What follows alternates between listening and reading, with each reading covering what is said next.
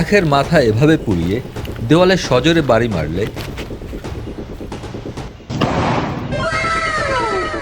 এভাবে বোমের মতো আওয়াজ হয়। আসুন এক্সপেরিমেন্টটি ভালোভাবে করি এবং এর পেছনের সায়েন্সটাও বুঝিয়ে দেই। একদম মোটা দেখি গ্যান্ডারি মানে আখ বেছে নিতে হবে। আগুন ধরাতে গিয়ে ঘটে গেল দুর্ঘটনা। তাই এইসব এক্সপেরিমেন্ট ট্রাই না করাই ভালো। আমার হাতের পশম অবধি পুড়ে গিয়েছে, তো কোনো রকম আগুন জ্বালিয়ে দিলাম। এরপর আগুনে আখ পুড়তে হবে। আমরা জানি আখে প্রচুর পরিমাণ পানি থাকে। গুগলের মতে 70 থেকে 75% পানি রয়েছে এই আখের মধ্যে।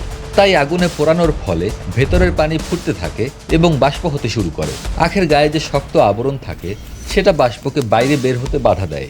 বাষ্প কিছুটা বাইরে বের হয়, কিন্তু অধিকাংশই ভেতরে থেকে যায়, যার ফলে ভেতরে হাই প্রেশার মানে অতিরিক্ত চাপ তৈরি হয়। সঠিকভাবে এবং সঠিক সময়ে যদি জোরে বাড়ি মারা যায় তাহলে আরও বেশি চাপের সৃষ্টি হয়, আর তাই বোমের মতো আওয়াজ হয়। যত মোটা আখ হবে তত বেশি আওয়াজ হবে।